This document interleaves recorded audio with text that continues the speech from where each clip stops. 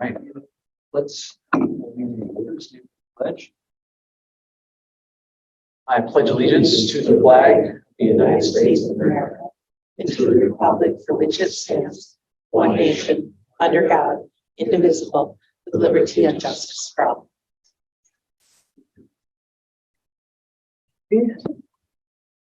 Thanks to everyone for joining for our 5 o'clock meeting so we can all enjoy the holiday concert.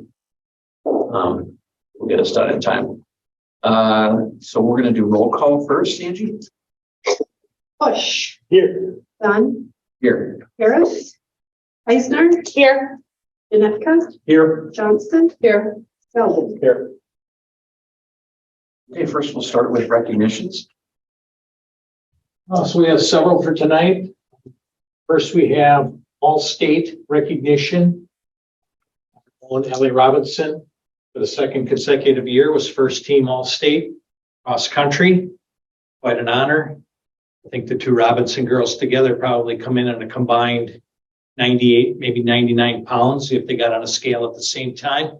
But just tough, hard-nosed kids who don't let anything get in their way. So congratulations to Ellie. And on that same note, then we have a couple of volleyball players who received honorable mention notification for all state honors. Well, Kennedy Cabot and Kennedy Wanger were honorable mention at the state after a very successful volleyball season. So congratulations goes out to all three young ladies in representing Mineral Point School District.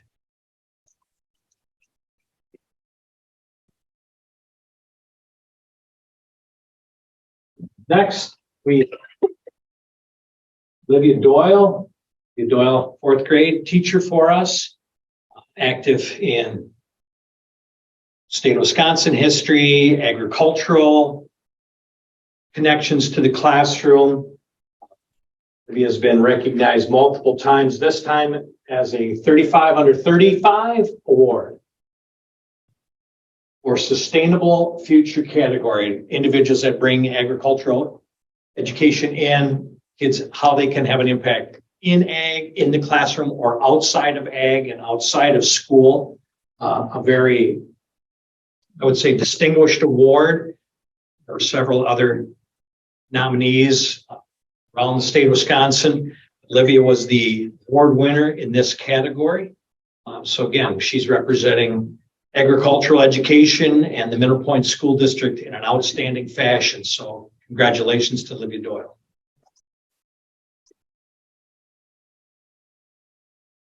I will turn the next one over to our curriculum, our communications director. Sorry, Joelle Doyle is in the back. Not the curriculum No, you can be. You can be. Great price. It's the time of year that I'm before you share communication stuff here.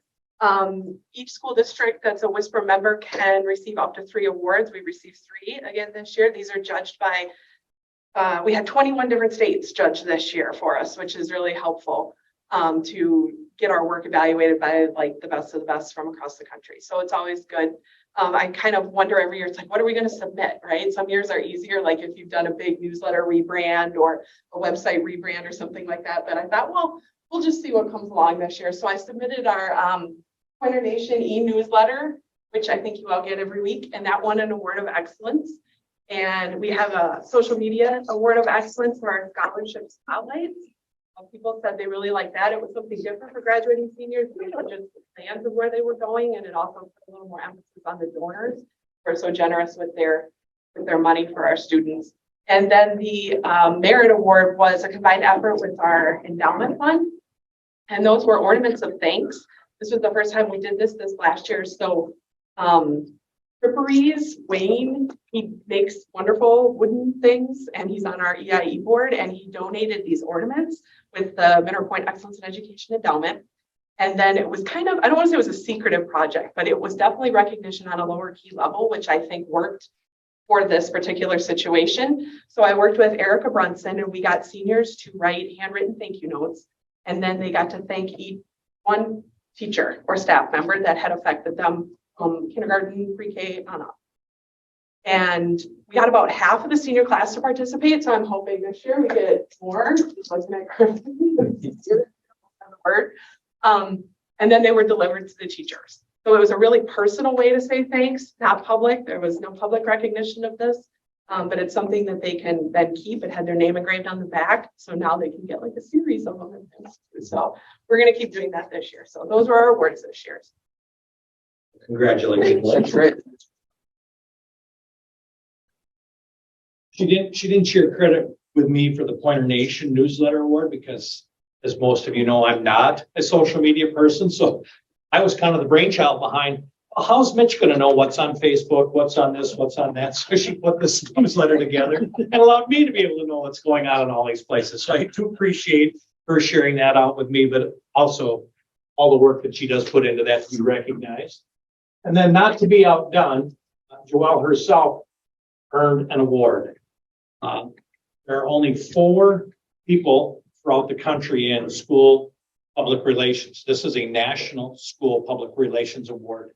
And Joelle was recognized as a front runner for the 22-23 school year for all the work and effort that she puts in school communications. So just a very prestigious award, and a big congratulations should be going to our own Joelle Doi for all her hard work for us on behalf of the school district. So congratulations, Joelle.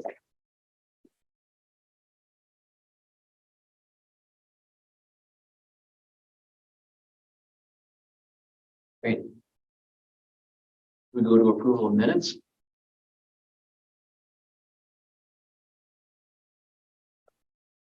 The November 14th regular meeting. And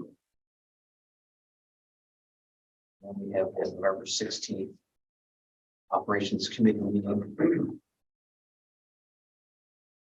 We'll get a report on that a little bit from Chair Skelding.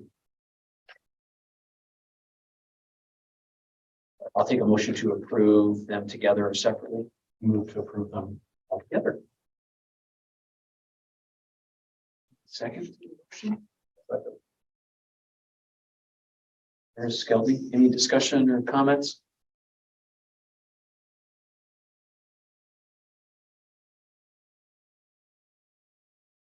I thought the committee minutes was a really good summary. I know we talked about a lot. Okay. Can you call a question on the minutes, please? Jedediah, Yes. Johnston, Yes. Skelding. Yes. Bush, Yes. Harris, Yes. Eisner, Yes. Dunn, Yes. Next, we'll go to communications. Any board communications received? Willie, let's start. Yeah, just today, and I think you probably all got it as well.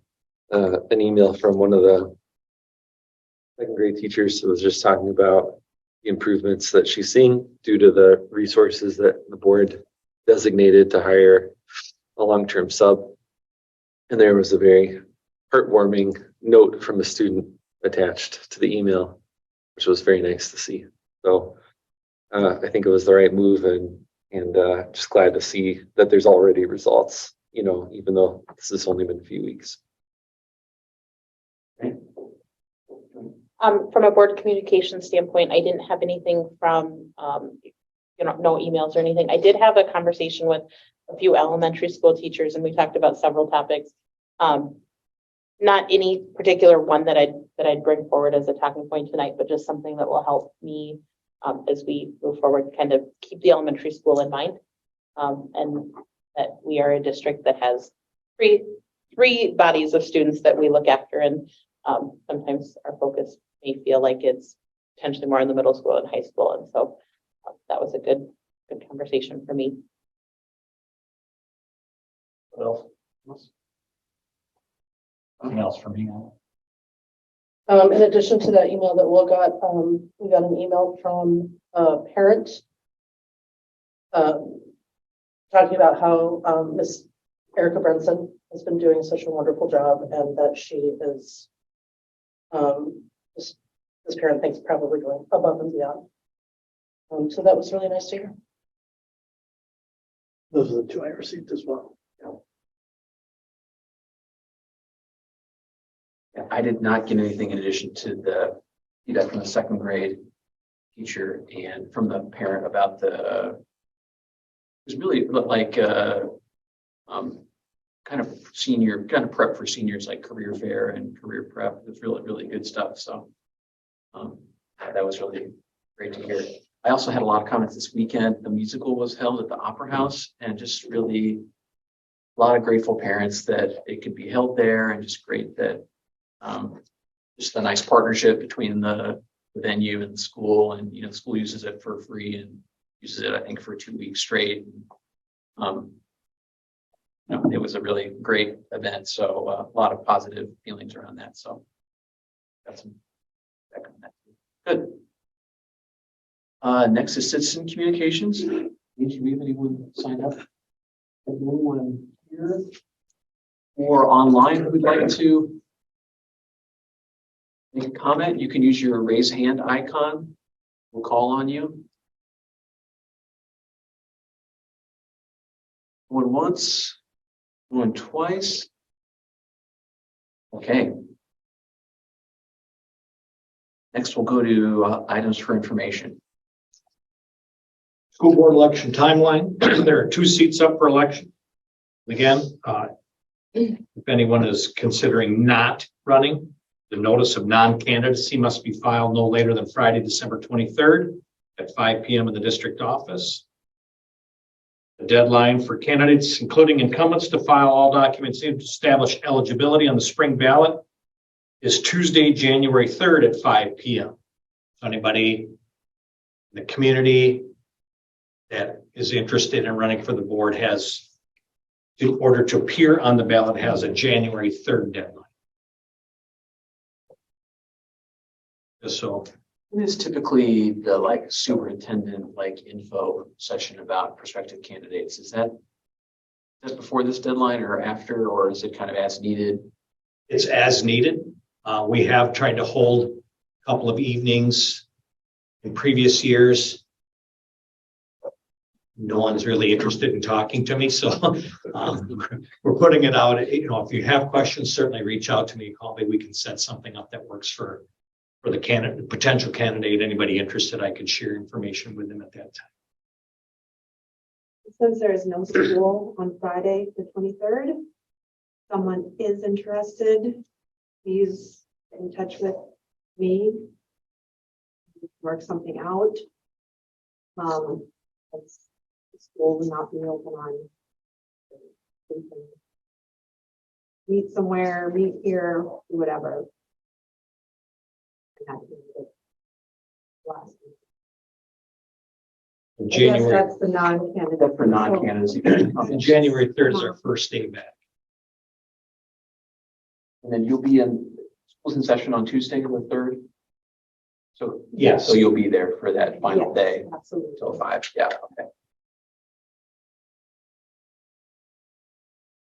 Great. Any questions or comments about election timeline?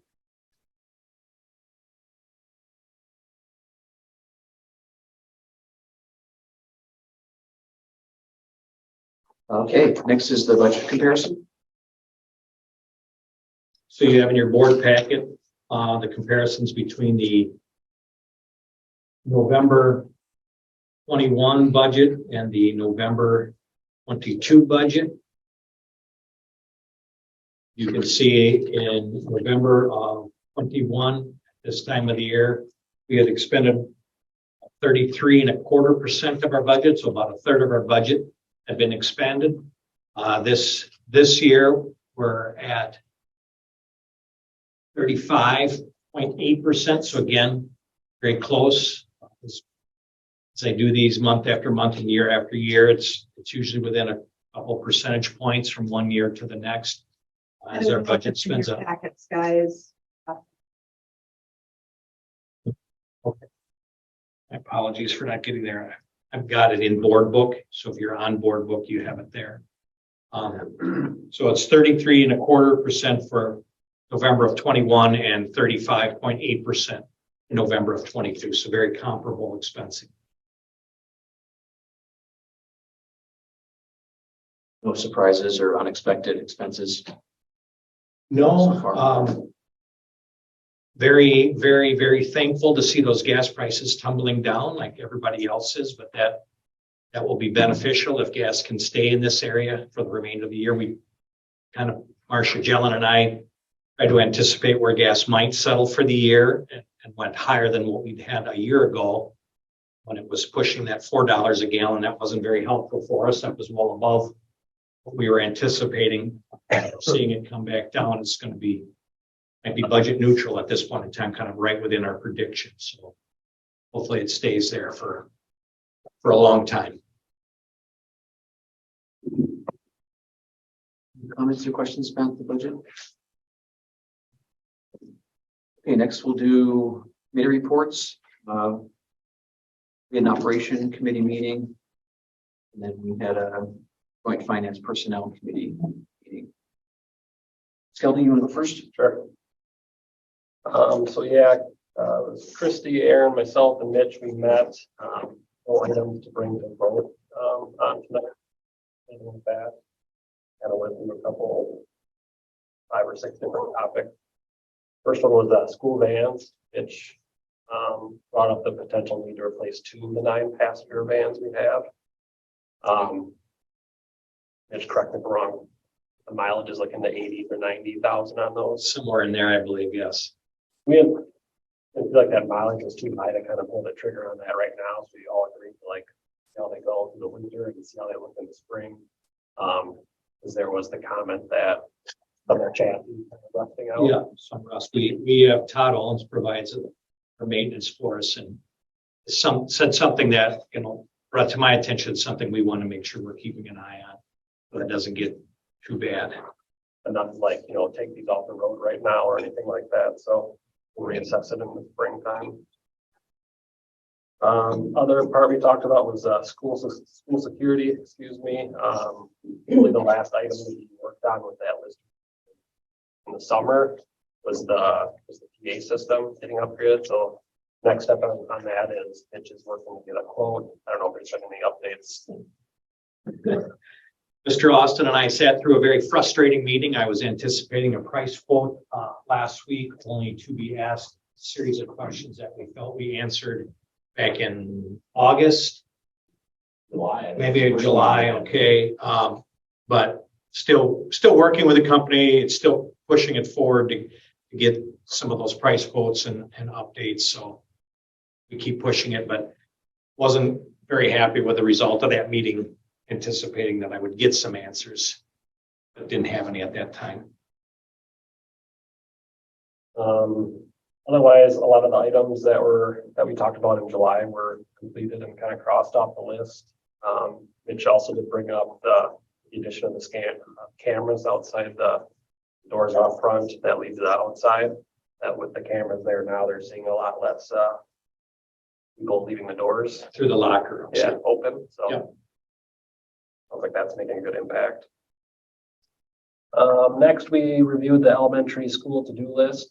So Mr. Renwick put together a really cool visual for us to look at that has like all the items, the owner, due date, pictures. So we quickly went through that and looked at what's still left to do. A lot of items were green, which were completed, but it sounds like that's being reviewed constantly to kind of work through those. Next was future state of the elementary school playground. Sounds like Mitch reached out to Mr. Renwick. And next steps is kind of a survey or getting the kids' feedback on what they would like to see. Kind of updated, but also kind of like a natural kind of scenery out there. Yeah. Anything else to add? No, I just remember Johnston had talked about the land conservancy. The Driftless Area Land Conservancy. I have not reached out to them. So, you know, maybe they can give us some ideas too, as trying to use more natural materials in some of that hillside area. And then lastly, just kind of talked about random kind of non-budgeted capital projects, one being the blacktop track at the elementary school. So Iverson's working on a quote for that. But yeah, that was kind of the bulk of it. Did I miss anything? Other things we talked about was potentially with the building project down there, everything's an LED light. We have been in the process of transitioning some of our lights to LED to make it more cost efficient, provide a better lighting. Look at maybe phasing that in a little bit more throughout the course of the year, updating some of the windows, doing some replacements in some of those areas, things that are now 26 years old in the building and things are showing wear and tear. And we're developing leaks so they don't hold out the weather. So just things we want to look at and things that we might be able to do on a yearly edition is kind of try to budget. Okay, we can do X number of lights or X number of windows in a given year.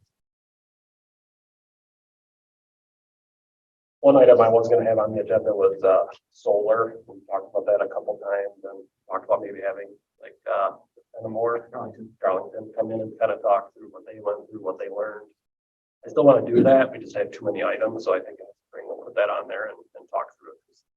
I still want to explore it.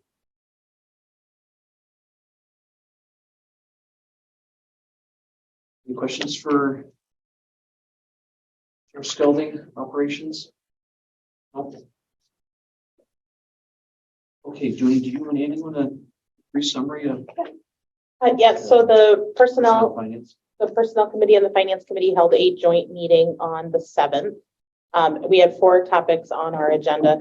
The majority of the time we spent discussing a one-time retirement package.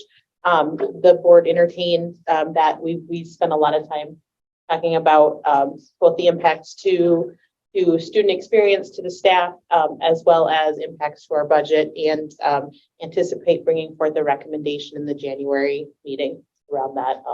Overall, the 2 committees were both in favor of finding a solution. So we talked about a one-time offer, and then we talked about revisiting if this was something that should be looked at as a long-term part of our contracts. And just to give just a tiny little bit of background on that, this is something that had been in place prior to Act 10. And when we look at it from a retention standpoint, it's a positive, but when we look at it from a budget standpoint, it's also a net positive for us. And so it's something we'll explore more and bring forward the recommendation in January. The next item on our agenda was around insurance options. So we had Liz Dannenberg here, and she was able to give us some, she didn't give us any quotes, but give us some ideas around different ways we may be able to adjust our insurance. So we talked about looking at being able to offer an HMO option as opposed to the current point of sale option, which may impact our overall insurance costs. And then also we discussed making edits to the prescription card that would require a slightly higher payment when a prescription is filled, but potentially provide considerable cost savings to the district. So again, no recommendation at this time, but we have some ideas out there. We have asked for some additional information, and we'll follow up in the future. And then we did a budget review where we talked about really what does our budget look like over the course of the next few years. And unfortunately, as we all know, we are at a point where school finance is a really challenging topic, and no solutions or recommendations coming out of there, but something that we are looking closely at and trying to decide the best path forward. And then our final agenda item was around a student support position, utilizing at the elementary school, utilizing the service dog that we have on site there. Again, no recommendation. It was more just a free flow of ideas about ways that we could maximize the value of the service dog that's really become an asset to the entire elementary school, and how can that animal be used to improve the learning experiences of more students than just those in the current second grade classroom where the animal resides. What did I miss?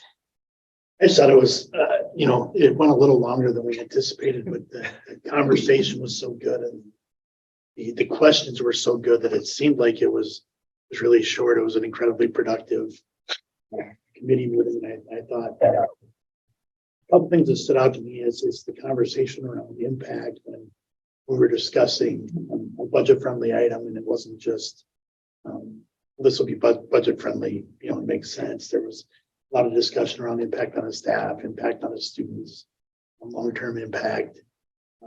And then also finding some levers that we hadn't ourselves kind of thought about in terms of insurance that we may be able to use to be very budget friendly without impacting the staff, like some of the other ones we had discussed or explored. So that was valuable as well. It's going to be, like you said, a work in progress. It's going to probably be several good meetings of conversation, but we'll get our hands around the budget issue as well. And I guess it's a really uncomfortable to talk about, but we spent a fair amount of time talking about the budget. And I think it's fair to say that as we look to next year, we have some levers we can pull or some ideas around how we can tighten things up. We're anticipating CPI being larger than most of us have experienced in our adult lives, which will have huge budget impacts. We have some fund balance. We have some other things we can pull back on. But I think it's fair to say that as a committee, we feel like referendum is probably on the horizon unless there is a change in the amount of funding we get at a state level. And I'm not talking about for the 23-24 school year. We feel like that's covered, but it's not sustainable unless there is a change at the funding level. So I'm not saying that to scare anybody, but I think that if there are people listening and hear us talk about budget and it being tight, I think we need to just start saying that is really a part of our future right now if things don't change. They keep calling it the fiscal cliff. You know, the ESSER monies are gone. The last round of state aid for schools went directly to taxpayers to help reduce their property taxes. So, you know, there was no increase for school spending. There was no per pupil. There was no adjustments to the funding that schools get. So that's very accurate picture to say that that's where we are as for looking at our budget. Yes. Regards to the surplus, are they still projecting it bigger than expected? The last I'd heard was $6.6 billion surplus. Again, if something shifts, we don't have to talk about referendum, Right. but based on what we know today, after next year, there's no way to close the gap. It's going to be transparent. Questions? Okay, thanks, guys. Okay, next we'll do building administrator reports, and you want to tie that into the state report card update, or you want to? How do you want to lay that out? I think that makes the most sense. It's kind of tied together, so we can. Oh, we do have Griffin, student rep. We can kind of talk about some things in the high school. Sure. But let Griffin kind of give a little update from the student perspective of the high school.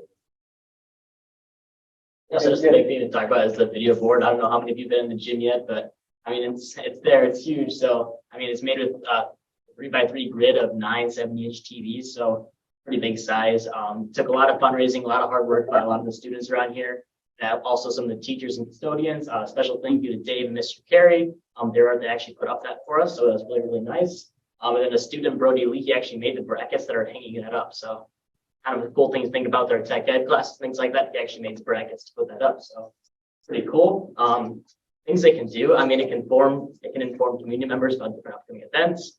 I don't know how many of you guys have seen it, but it also has like ads that are running across the bottom. Recently, Nick Florida from Badger Mats, he reached out, wanted to actually upgrade his ad package that he purchased in the multimedia program to actually add his ad up there. So kind of cool to think about. So we can really increase the business to community businesses around here. Other things we can use it for. I mean, first thing you think about is athletics, but we actually use it for different athletic things. Graduation and prom, first two things that come to mind. So that's pretty cool.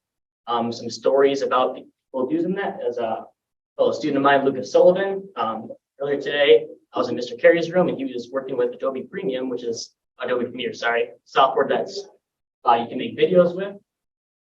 So we're going to put that wrestling walkout videos for me to display during home wrestling duels. So he was learning the ins and outs of that software, which is kind of cool to see.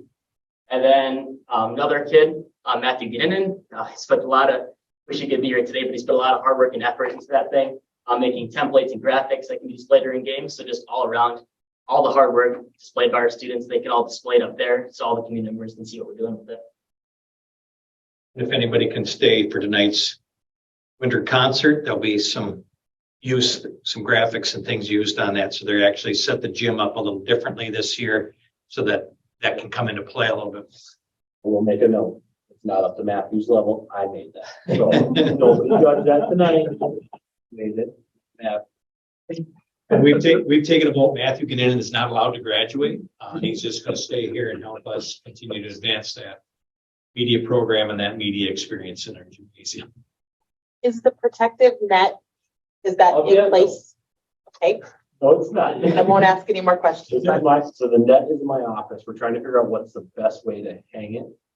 Because it can't be in front of it during events or you won't see it because they are TVs. It's not like the scoreboard where it's a bright LED lights. So we have to either raise it or make it slide.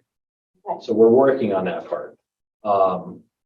Ed teachers have been awesome, helping support that things don't get thrown at it.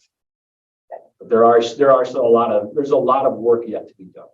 Let's put it that way. There's still a lot of work yet to be done. It is functional. We plan on using it for any event that we can.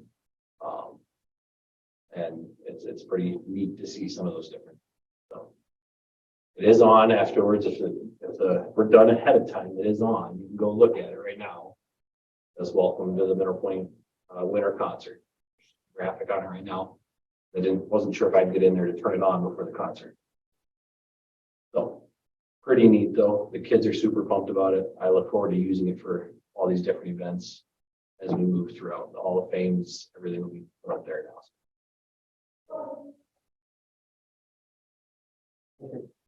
Anything else? I'm going to give a big shout out to the musical. If you made it, thank you for the support for the students and the staff. Phenomenal production. I made it on Sunday afternoon. It was great.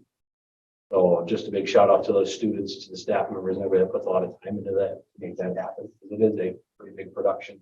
Was really awesome to see. I will invite you all to, if you have the morning off at any point, you're more than welcome to. Griffin will check with us. Come down and watch the morning news and see them produce it. Feel free anytime.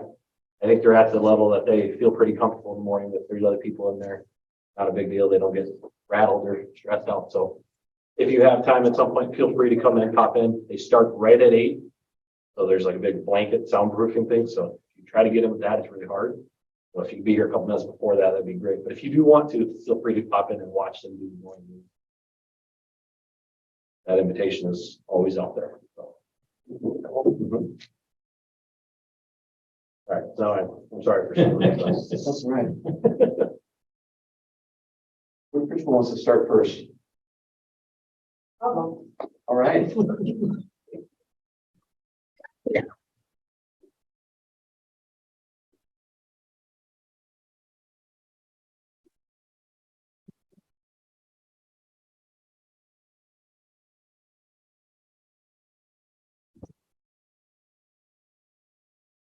Oh, yes.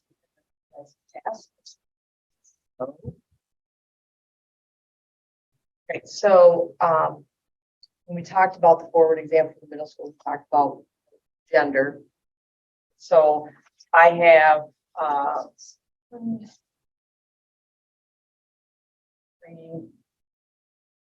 4 years of how the percentage on male, female, and what they tested in ELA and math. 1920 is not in here because we did not have the forward exam that year, so.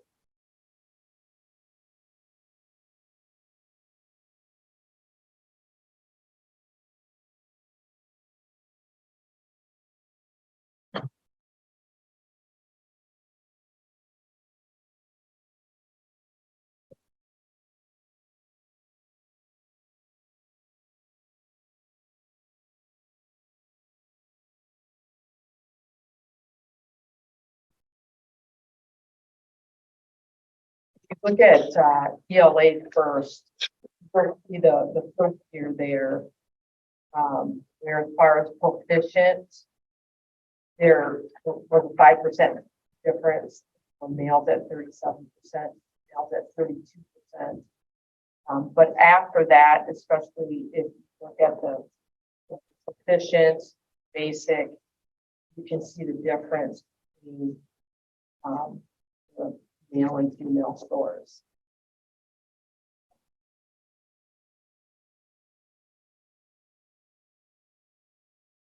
Vicky, if I'm reading this, just the top page on the ELA, right? It would be that the female population is more advanced, generally speaking, than the male, Yes. right? Yes. Okay. Yep.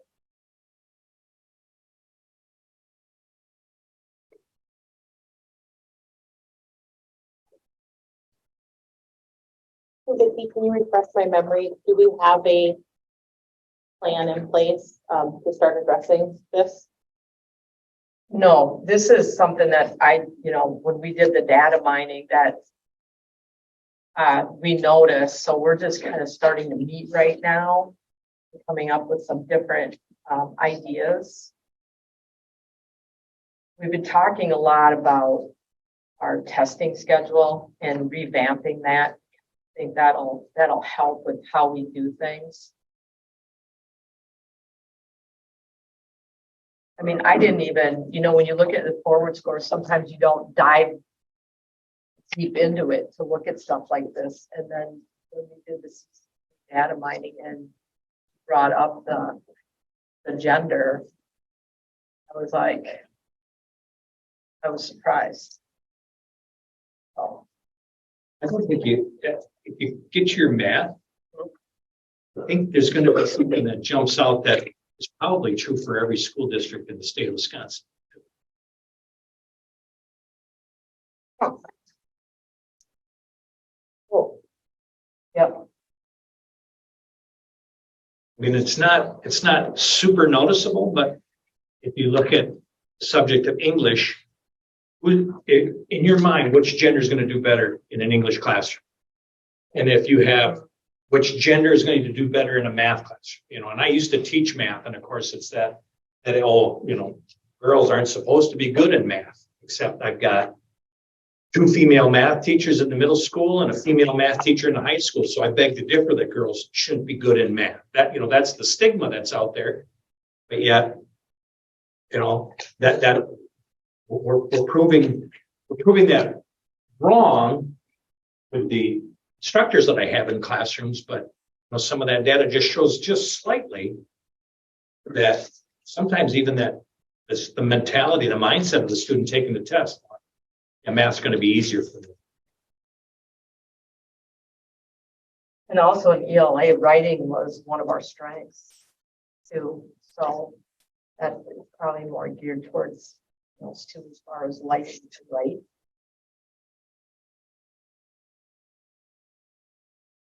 Was the testing schedule changed since like 27? No, we were on a pretty similar schedule, but with the results that we especially saw this last year.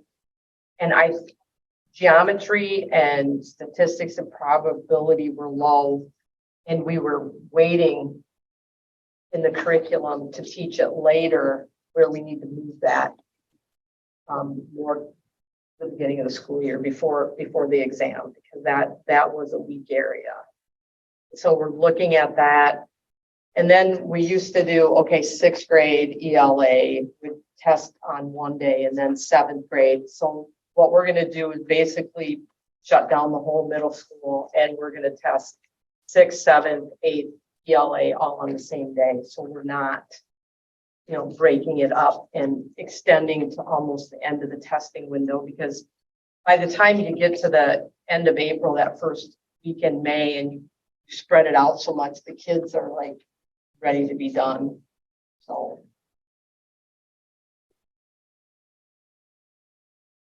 Vicky, is the testing been fairly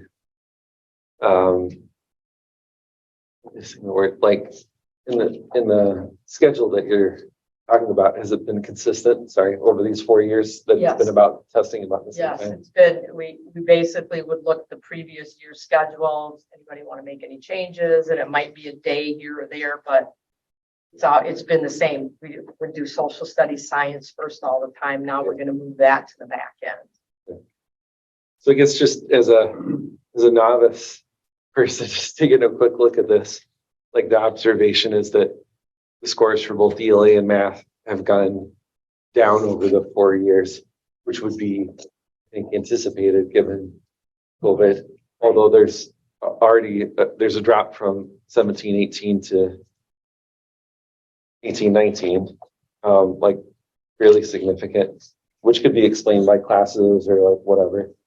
And then there's the discrepancy that Mitch was talking about in ELA, where the female population is significantly more advanced than the male population in ELA. And I wouldn't say that significantly less advanced than the male population in math. It's Right. there's like a little discrepancy, but not by much. In fact, by 2021, if you include advanced and proficient, then the female population is outperforming the male population. So, and I hear you that I just wanted to say that out loud, and I hear you that you're digging into this Yeah. and that, you're going to think about what we're going to do. I looked into some of the testing scores from other schools, and that's generally true. I can't tell you that it's like the drop is as much as we're seeing here, or it's more. I'm sure that's all over the place, if you look at different schools, but Well, I mean, I think also there's some things that we need to do, like making sure that, we're standards that are included on the test, that we're teaching in those standards. Scope and sequence, like I said before, we need to look at our curriculum, make sure that we're teaching what we need to teach for the test. And reviewing our curriculum and resources. I think we have to sit down and take some time to do that. cool. Is there any data around whether students learn and retain more from classes they take earlier in the day versus later in the day? I don't know if there is or not, but I would like to see where we're at with having intervention now in the morning. I think with reading and math intervention in the morning now, I'm hoping that will maybe impact some of our I test think scores. there are some things out there that lend themselves to the younger the student.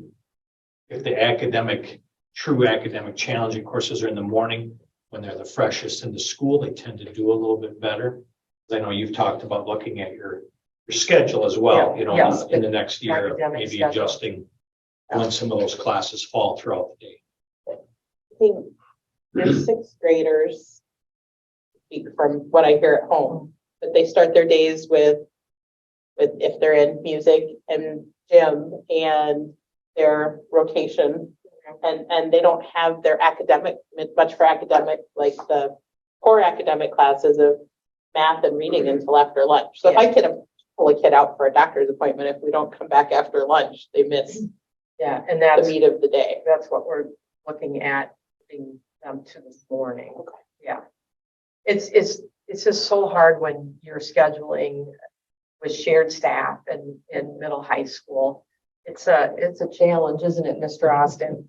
So, yeah, and with middle school kids, you really want to try to get them when their attention is the best in the morning, because as the day moves on, just come and stand with me in the hallways and you'll know what I mean.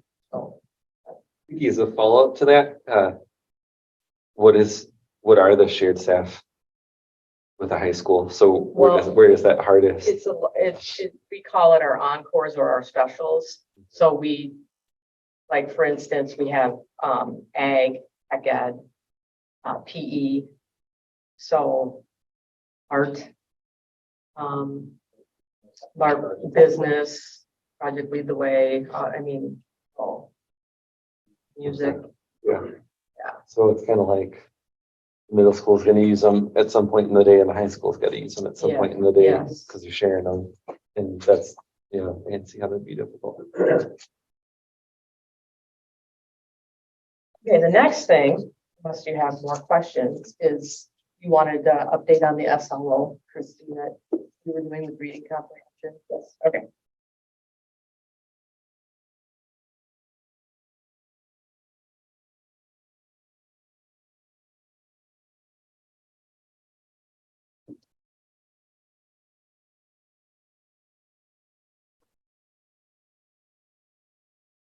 This is our reading intervention with our 7th and 8th graders.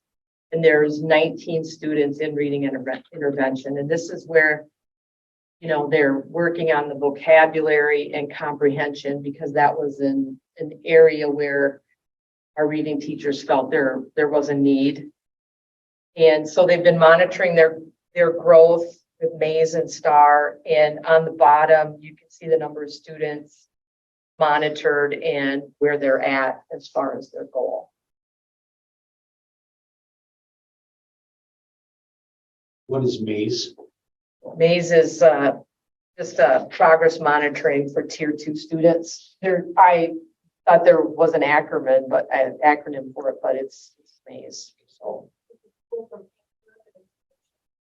Test reading comprehension, but a paragraph of reading is a closed procedure where every 7th word is removed. So they have to use the comprehension skills to infer the meaning of what words should go in the blank based upon reading the passage, and it's a 3-minute timed passage.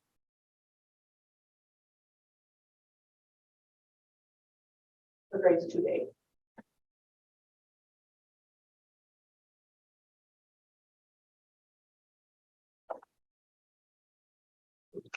This intervention is happening in the morning. yes, yep, that starts at about 8:15, 8:12.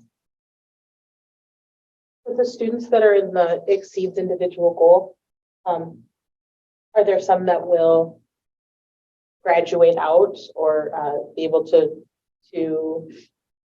move on from getting Yes. that type of intervention? Yes, just because they may start out in intervention doesn't mean necessarily they're going to stay in there. I mean, unfortunately, some of our students need both math and reading intervention, so they'll try to have them in one intervention, and if they start improving, then they may move them out, put them in math, or they may move out of interventions altogether, as long as they're successful. I'm guessing at tier 3, a student needs more intervention than a tier 2. Yes, yeah. Usually we'll call that like they may be testing that urgent intervention. So tier 2, you'd want a smaller group. Tier 3, you want that group as small as needed to make sure that you're getting the right intervention to the student at the right time. You said you're going to meet to kind of talk about the changes that you're going to recommend as far as teaching standards and Yeah. doing your curriculum, Right. you know, allocation of resources. When do you think you have something to report back to the board? Or it's like what kind of plan you guys came up with? And it'll probably give me February. I think. Sounds good. More time, I'll let you know, but I do have one more thing to share though. It's good. not related to Forward or SLO. Mr. Miles, our student counselor advisor, he took 6 students to an in-person, they called it an inclusive youth leadership boot camp at CESA 3. And they were able to practice life readiness skills, trust building, problem solving skills. And he wanted to take some students so they could return to MPMS and help grow a positive climate among our students, which were pretty positive already, but it's always good to have some more student involvement, leadership. Isn't there a grant too that you? That was with Mrs. Robb and a few of our students. They were awarded a grant through the Green Bay Packers, and they're going to use it to start a kindness club to promote kindness. Cool. I saw those are. Yeah. I'm glad I went first. I'm done. Thank you. Thank you.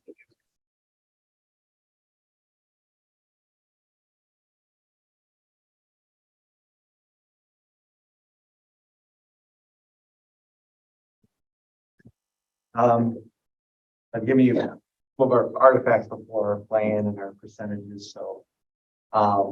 Yeah, we looked at the report card, we had seen the scores prior. Really confirmed what we already knew, that, got basically 4 areas that you get evaluated on, beyond attendance, but for academics: literacy achievement, literacy growth, math achievement, math growth. And the one area that we anticipated this year being lower is the literacy growth, ELA growth. And we talked about that before. That reflects, I think, just, from September to May, what is the impact that we've had on kids? It's not that as high as we'd like it to be.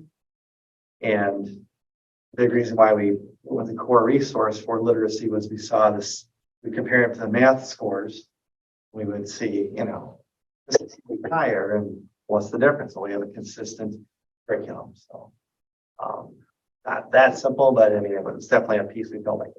So yeah, it's I'm in classrooms quite a bit, and I just see, consistent implementation across the board, and lots of good conversations. That's not a perfect resource, but we talk about it. We just had a school-wide writing assessment last week. We were talking about what I like about the resource, what may change in the future, but we're committed to definitely, just going through it, finding what's working for us, and to be responsive. Like I said, the texts and the questions that are being asked of the kids are higher. So in terms of just complexity, that's a good thing. But we're still not losing the engaging side of things. And it's engaging too, but the book choice and the independent reading, read aloud, that's still there too. So trying to balance those both. How was the math achievement and math growth? I'm sorry if you said that. I believe it was, I don't know the exact number, but it was pretty strong, and it's been consistently strong. And what we saw this time, was it like a mirror image of what we've seen in the past couple of report cards in previous years, but they're closely resemble each other. I have that math proficiency went from 49% to 68% for the course of testing cycle. Oh yeah, I think I wrote that. And then reading proficiency went from 43 to 45%. So that's where the lack of literacy growth is. Yeah. So we have contracted for outside support. And we also have a curriculum coach. Has that individual been engaged in supporting the new literacy? Yes. curriculum? Yeah. Yes, right now she's working a lot with our new second grade teacher. She's supporting her with the literacy side of things, which is really part of our plan. Yeah, then part of the acquisition that we use the CARES funds, I believe, or the COVID. Part of the acquisition was professional development. We've had a consultant come once now, had a lot of virtual PD. She's coming back for probably 2 days in January, eventually once in February. She does not work for Benchmark, which is really nice because she can come in and, well, I'm not here to sell you a program, and this is what they say. As a veteran teacher, this is how I would recommend you use these resources. She has a credibility with trust. This has a progress monitoring tool involved with it so that you can check if students are making gains, if they're not making gains. So that this piece, and that's something that is pretty standard for a lot of elementary schools. They have a lot more access to scientifically based progress monitoring tools, and staff can use that. And this expert is also going to be able to help share, tips and tricks with staff members of being in the classroom versus, well, if you go to, the red box and pull out the third file, here's what this person would be able to provide a lot more hands-on expertise for our staff as well. So it's a great resource. Yeah, she'll actually walk us through. It's the end of the unit assessments every year. There's 3 weeks of the unit. And then teachers take it with the kids. And so she's going to help us how to use that assessment, that backward plan for the next unit. Here's the key academic language. Here's the skills. There's maybe 10 standards. Here are the 4 key ones. you really want to hone in on. Very helpful. At what point do you feel like you'll have a good sense of how this curriculum's been going? You know, for, Someone asked me that and I said 3 years. I was half joking, but the reality is it takes that long to really, first year is almost like you're a new teacher again. Right. And then the second year is like, okay, I think I got it figured out. We're learning from last year. By the third year, in my experience anyways, when you start, we really start to feel it more like second nature.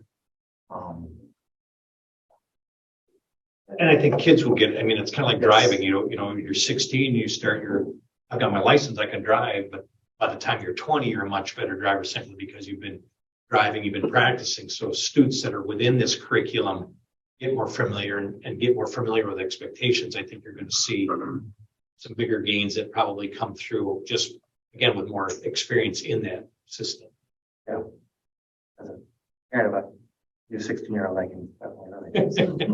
But I think the point you guys has too is it's gonna be challenging for us right now, but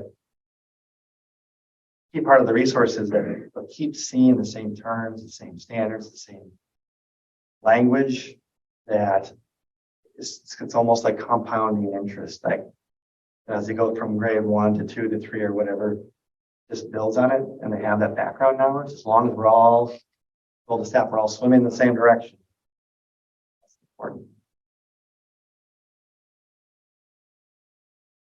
when's the next round of testing scheduled? January, screener, January 3rd. Okay, right after break. From one. So that's the STAR assessment. okay. And then you'll have that data to share at what point you think? That comes right away. Once the window closes February 3rd, we have it. It's 24 hours after the window closes. No one's actually taking any assessments till on January 3rd, right? I don't think so. Okay. Just right after, Really give exciting. them a couple of days, But we'll have, if the last day is February 3rd, we'll likely be done in January, not to push it too far. I But would yeah. have done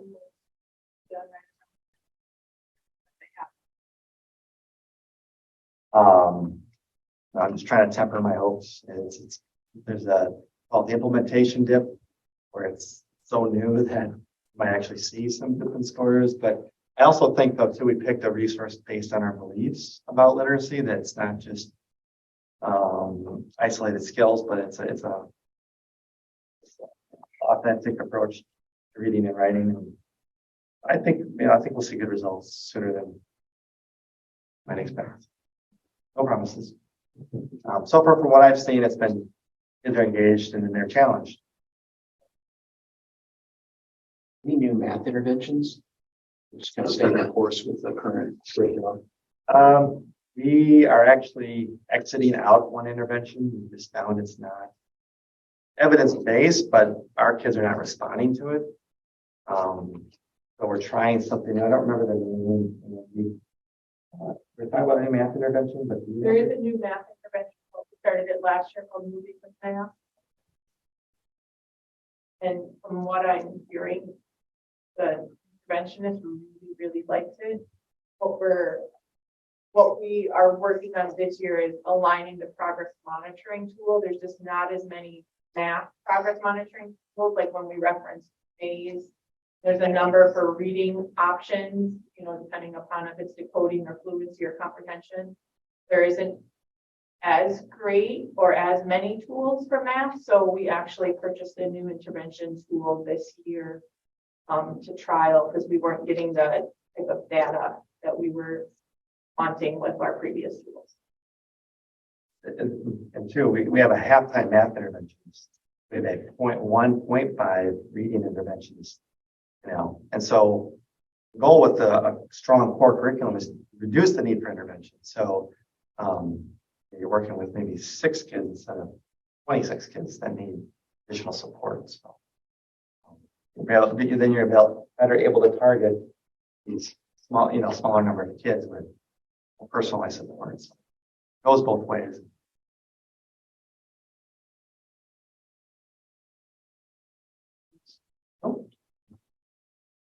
Thank you. Thank you.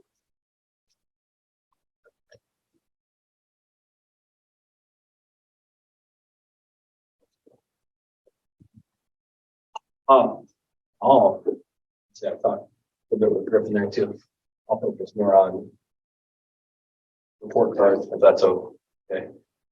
Yeah, if I start digging into that. Mr. Wainwright, do you have I know you have that one up. Yeah. You have the other one, so it's a CISA. I think I reshared it with you again today. That way you can pull it up pretty easily. So this kind of looks at the high school side of things. The one that he's gonna pull up in a minute, we'll kind of more district stuff that way. These are our ACT scores over the last, since 2015, when it's been required by the state for juniors to take. If you notice last year, it's column P. It did drop a little bit.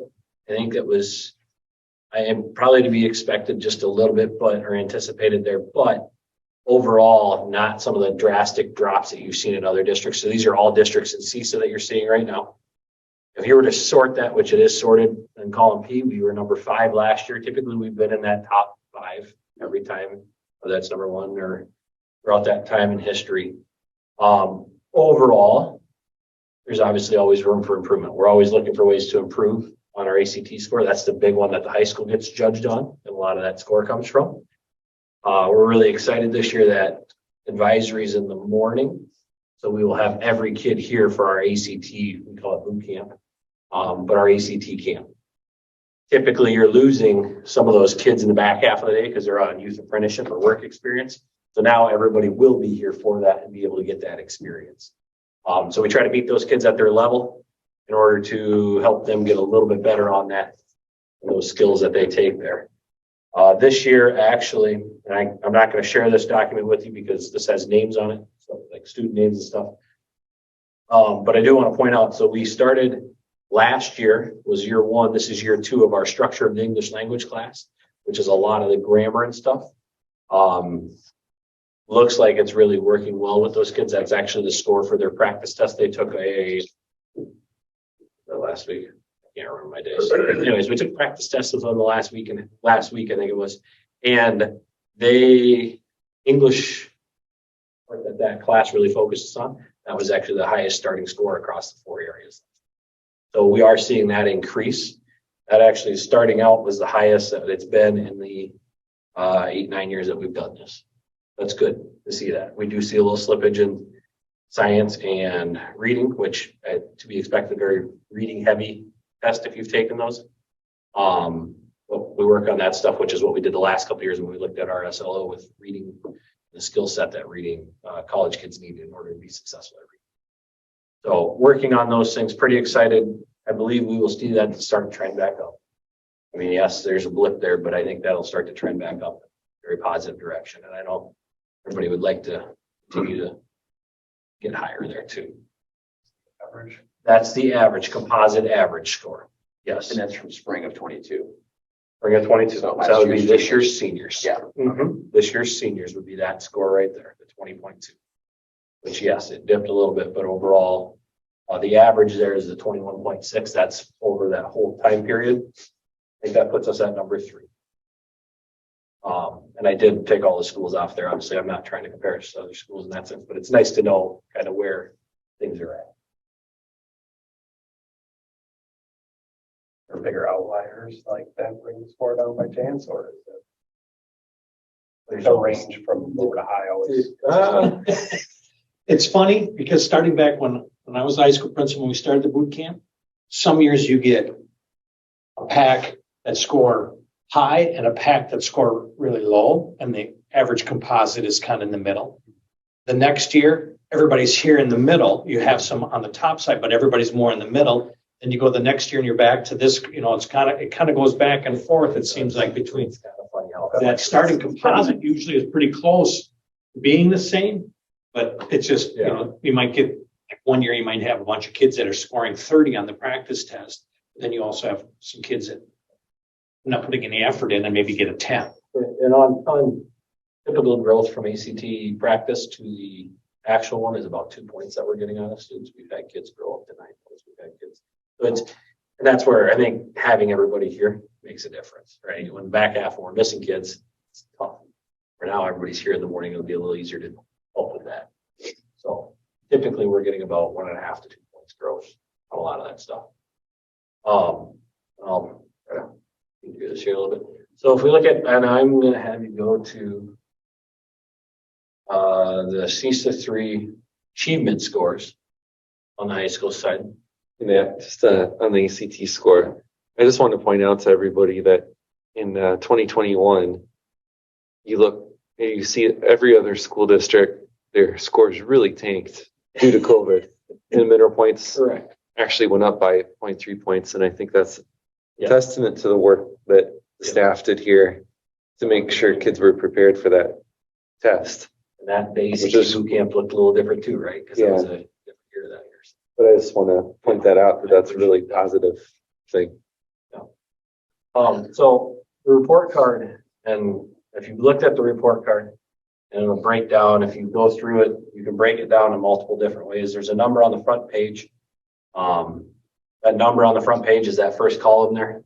As a high school, we scored a 75.9.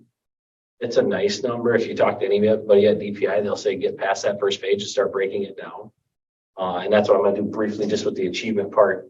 Obviously, there's other parts. There's growth, targeted groups, graduation rates. So if we take that score, it puts us at number 7 there. If we were to sort it by achievement score, it jumps us up to number 1 in achievement. So our kids are really digging in and doing well on these things. Obviously, there's ways to improve. If you were to go by reading achievement score, we're number 2. I have a email out to the school district there to see what they're doing differently, because that's obviously an area that we can continue to improve in. Math, we are actually number 1 in that sense, but we are towards the top with those things. And that last one is a new thing that they've put on the report card. It tells you where you compare to every school district in the state. So as far as score was the same or higher than 89% of 912 schools in the state when we're looking at achievement. Growth is really where we Of would any like to size. see more of any size, yes. Growth is we'd really like to see more. Growth is really hard for the high school because we only get ACT.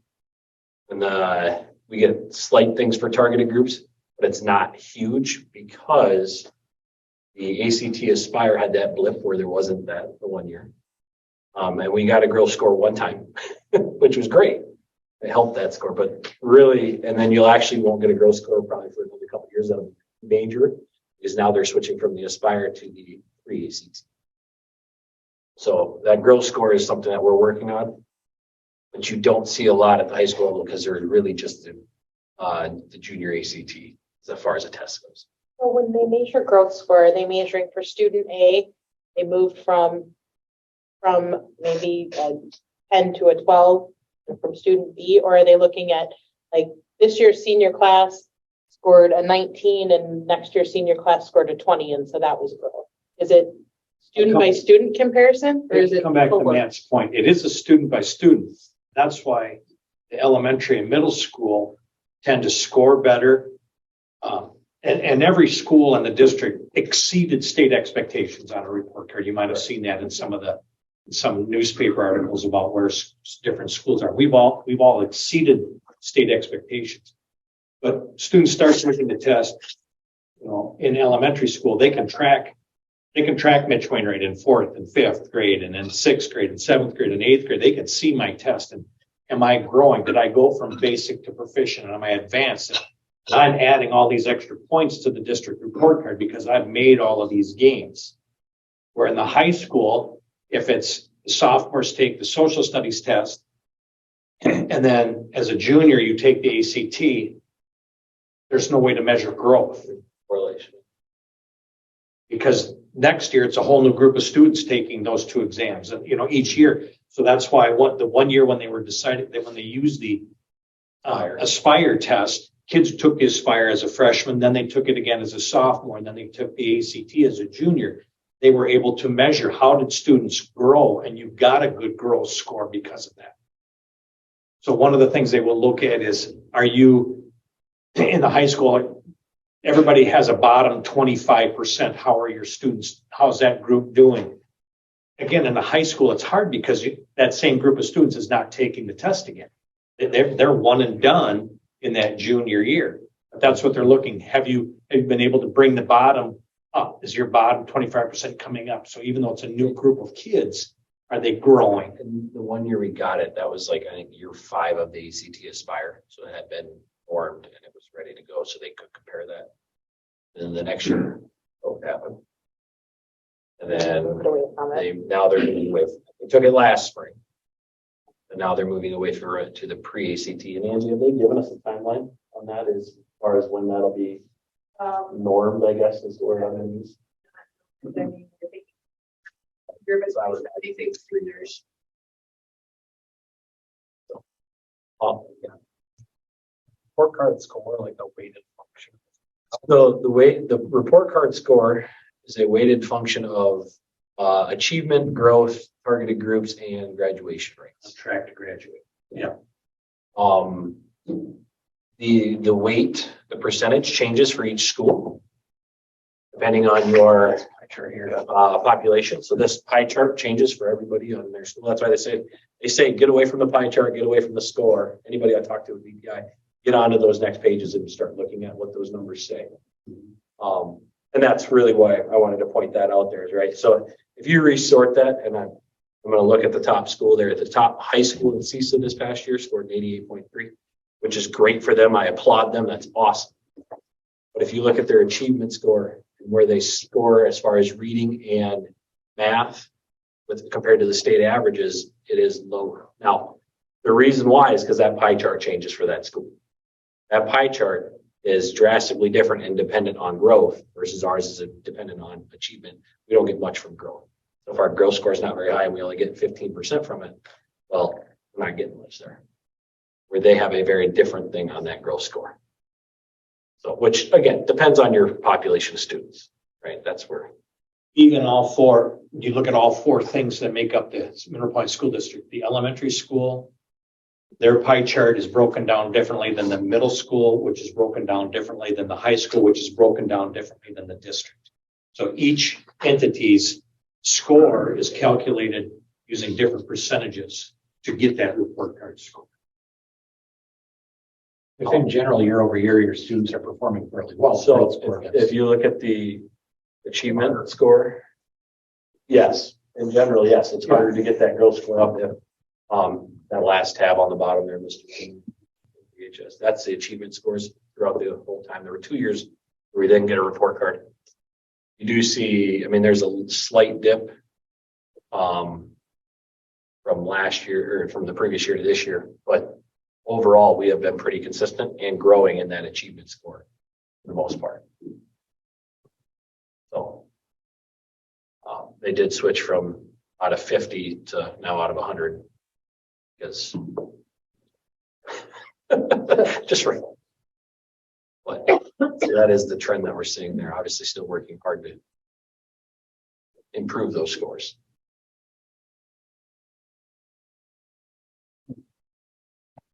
I'll let him go on to the district. Sure. Mr. Pinder, do you want me to run that or you want? I can kind of go through this. So basically, here is our district score for CISA. Again, the report card score, the cover page of the report card, here's where we were this year. And it put us basically in 8th place. But if you come, again, kind of come back to, okay, let's look at achievement. We're tied for first in our achievement score when we're compared to all the CISA school districts. If we look at the state, Mineral Point is 64th in the state when compared to all other 4K through 12 school districts. Some school districts are just 9 through 12, some are K-8. So in comparison to like school districts, so kind of not make anybody sick, but there are 363 schools that we're compared to. So in our report card cover score, we're 64th. But if you look at, again, if you look at achievement, we move up to 34. We're the 34, we're ranked in that top 34 in the state as far as overall achievement of our district. And each district that cover score, one of the things, and I'm not a very smart man, I guess, because when they say, well, we're trying to make this an apples to apples comparison, and that's why we're doing all of these things. But school A maybe has 20% of their report card score based on achievement, but school B has 35% based on achievement. I'm not sure how that's comparing apples to apples. I need more statistics courses to help me figure that information out. But if what we want our kids to do is be able to achieve in these subject areas, I think we're doing a great job. Then we can look at, same thing, we can look at the language arts, and we're 41st. We can look at just the math specifically, and we're up to 35 as a district on those core subject areas. So out of 363 schools, we're pretty much in the top 10% of those school districts. Do you ever look to see more comparable with around the same percentage of students with disabilities and the percent of economically disadvantaged students? I haven't dug into that on this report, Okay. but I think it's certainly some things that we can do. Our economically disadvantaged students, which is what this report card is, you get, that's one of the areas that they really are trying to flesh out. Here's where we get punished. In terms of economically disadvantaged, we're 301. So we have a much lower population of economically disadvantaged students compared to the rest of the state. And how are we penalized for that? You don't get as many points, so to speak. I'll give you For achievement or correct for everything. growth? For everything. Okay. Everything. It used to be, we're one student. You could call them the multipliers, call them whatever you want. One student. If I were a student of a different ethnicity that had a learning disability and came from an economically disadvantaged home, I count 4 times in our score. I count as a mineral point student, I count as a minority student, I count as a student with a disability, and I count as a student that has economically disadvantaged background. So if you have a higher population and those students are doing well, you're getting a better score. Your report card score comes back to be better. That's why Mr. Austin pointed out the one school district, they're scoring below the state average in English and in math, but yet their report card score is knocked out of the park because that group of students for them is doing well, but they're getting less of their score based on achievement and more on have those students grown. Have we helped those students grow? And again, hats off to that school district. Well, it's not about equality, it's about fairness. I mean, well, so you said statistically, I'm trying to wrap my head around what's statistically equal as well, but it's not about, we're not comparing apples to apples. We're saying everybody gets a piece of fruit. Right. And if doctor, help me out. If I take my child to the doctor and they're an infant and they're in the 95th percentile for growth, and they grow to be, and there's, okay, so that tells me they're supposed to be 5'10", and they grow to be 5'11", they went above that, right? But there's not much growth. If I take my next child in and they're in the 50th percentile, they're only supposed to be 4 feet tall, but they grow to be 4'10". Well, there's 10 inches of growth. They've really exceeded their growth. So my second child gets more points at home because they actually grew more, had more room to grow, but they grew more. And I guess I would look at this and say, the good news is our students are performing well, and it's difficult to get growth for a lot of students if we continue to perform well. Our baseline is higher than a lot of other school districts. Correct. So other districts get more points for improving a lower baseline. And everybody sees this report card score, and it's important to everybody around the state. And we keep challenging ourselves to improve on it. The ACT boot camps, moving the boot camp now to the morning where everybody can be a part of. We're hoping that captures a much larger group because we have seen it. I mean, I could pay somebody.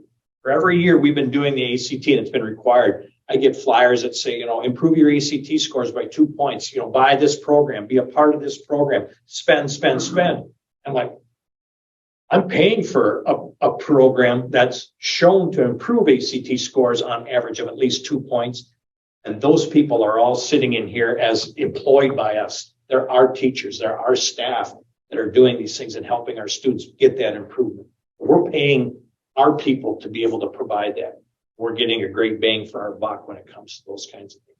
And again, those people are knocking themselves out. Who beat us? What do we have to do to get better? They're challenging themselves, to improve our opportunities for our students. And whether that shows up on a report card or not for them doesn't matter. They are challenging themselves to continue to improve. Well, I think it makes, thank you for doing this, by the way.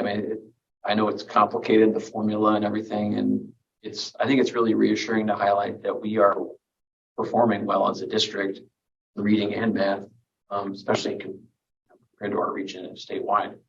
I think I don't want to speak from the board, but for the whole board, but from our previous discussions, I think what we'd like to continue to see is to set our own internal goals, and to, okay, our achievements here, can we get here next year? And it's also hard because you're comparing different classes to different classes. Different class takes ACT every year. So what are some benchmarks that we can follow the same cohort over 4 years, over 8 years, over 12 years to say this class is getting better at these critical skills that we feel are important to be successful?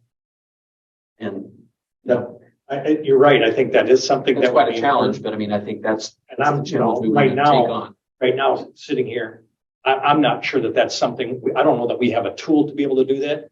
Because you look at the forward exam, that's measuring these students and showing growth, and we can track that. Then you get to the ACT exam, which is completely different. If we get to the pre-ACT and start to have some years of pre-ACT data and then ACT, especially for the high school piece. Yeah, the middle school can look at forward data and STAR data. The elementary can look at forward data and STAR data and their reading curriculum, those assessments that come into play. They'll be able to track those kinds of things. I think we can see whether or not we're getting improvement and getting groups to improve. That high school piece, because it's such a unique thing, throws a wrinkle. There's not a reading curriculum for the high school, So that kind of throws that wrinkle in there. But I think I want you to be confident that the staff here, all my years of working with them as their building principal, I continue to see it now as a district administrator that the staff is very serious about trying to provide opportunities for our students to be successful. And even students that say, well, ACT exam is is for the 4 years. I'm not going to a 4-year. I'm going to go to 2-year school. And we tell them, if you do well on the ACT exam, that prevents you from having to take entrance tests for Southwest Tech in science or whatever whatever you can test out of with a solid ACT score in science. You don't need to take a placement test at MATC, or you don't need to take this entrance exam because you've shown that you can do it now on this test. And again, we want to keep doors open. Maybe you're not going to a 2-year school. Maybe that's 5 years down the road, or you're not going to a 4-year school. That's 10 years down the road. We want you to be able to prove to yourself that those doors are still open for you. And we want our students to take that, put the effort in and take it as a serious exam for themselves. There's another question. Okay, we got to get moving at some point. Go ahead. Yeah, that's not a question. I just wanted to echo what Aaron said. I've been kind of waiting for this stuff the whole time I've been on the school board. So I'm just really happy to see it. And it helps me kind of understand where we're at.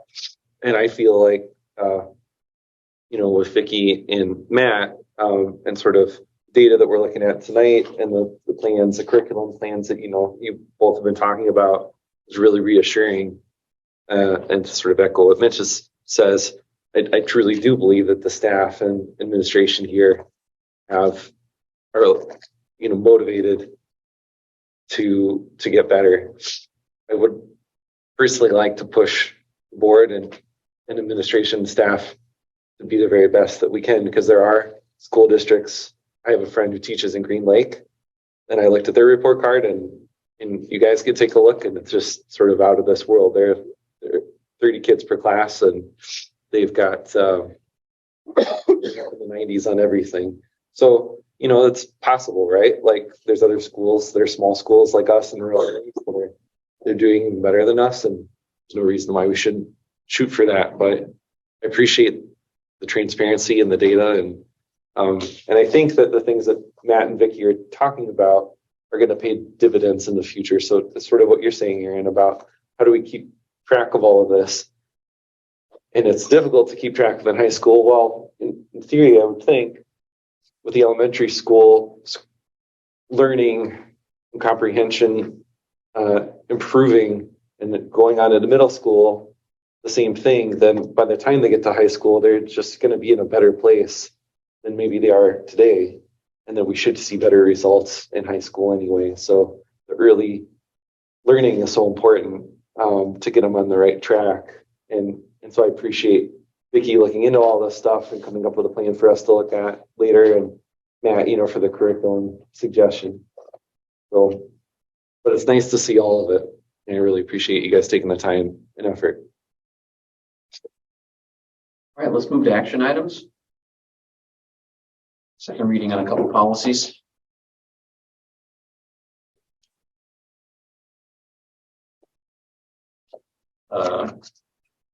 First one is the change to the open enrollment policy. We had a lengthy discussion last time, so if there are any other additional comments or questions, I'll take a motion to approve this policy as written. And we can approve the school district open enrollment policy. Second.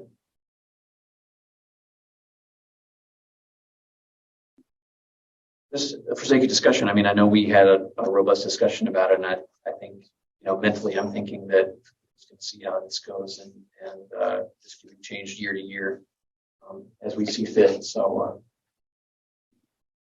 be continued. Which committee did this come through? This came through policy committee. Okay. Cool. Yeah, I would just say for the policy committee, whoever's in charge of that next year, I'd appreciate it if we kind of like remember to look at this and see how it went and if it needs any tweaking. Okay. Yep. Okay, Andrew, please. Me too. Good evening.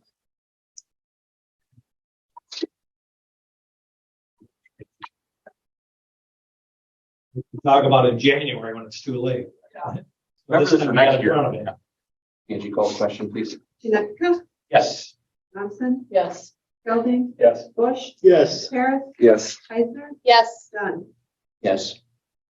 And the next changes to the employee handbook, changing the definition of days off, sick days. Take a motion to approve as written. So moved. Second. Okay, Harris Johnston. Any discussion? Okay. Harris, Yes. Eisner, Yes. Janetka, Yes. Johnston, Yes. Gelding. Yes. Bush, Yes. Dunn. Yes. Okay, next we have approval of assistant bookkeeper. If anyone would like to discuss this hire confidentially, we can table it and go into closed session. Otherwise, I'll take a motion to approve if you want to make an introduction first. Yes, recommending that we hire Amanda Tupper as our assistant bookkeeper. As I put in my update, Amanda was our business education marketing instructor for several years, outstanding teacher. I could get her back in the district in that capacity, in a teaching capacity. I would do whatever I can to get her back in the district. She is that good. She's good for students. She's good for the staff in the district. So she's using her skills. She has an accounting background. She's using those skills. Was actually part of helping the district bookkeeping department sort through a few things in the fall, and will be a valued employee and be a benefit to the school district. So I recommend Amanda Tupper for the assistant bookkeeping position.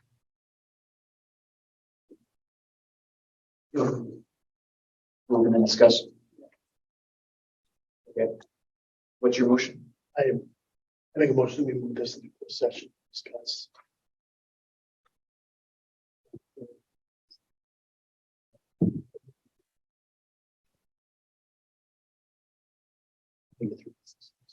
Sure, let's do that. Sure, we'll be able to be in the closed session. Okay. Want to second that motion? Second. Bush, Skelby. Question, Eugene? Whatever. So what are we doing? We're tabling in the closed session.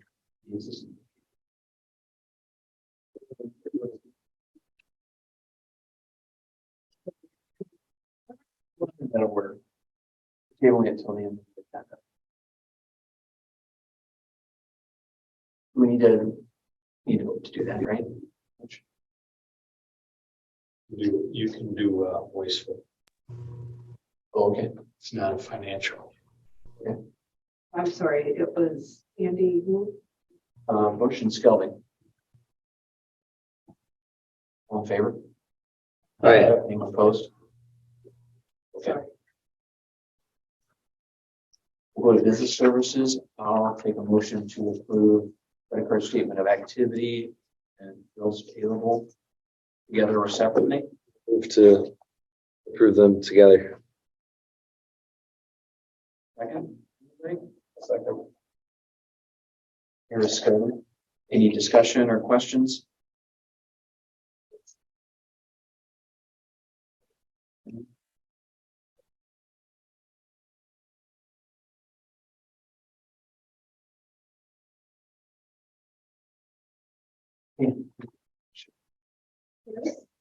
Yes. Eisner? Yes. Pietrowski? Yes. Johnson? Yes. Gelding? Yes. Bush? Yes. Dunn? Yes. Roll call. Motion second roll call vote. for session. I'll take a motion to convene in closed session to discuss the system bookkeeper position. Move that we convene closed session. Second. Coe? Yes. Johnston? Yes. Gelding? Yes. Bush? Yes. Harris? Yes. Eisner? Yes. Dunn? Yes. Thank you, everyone online.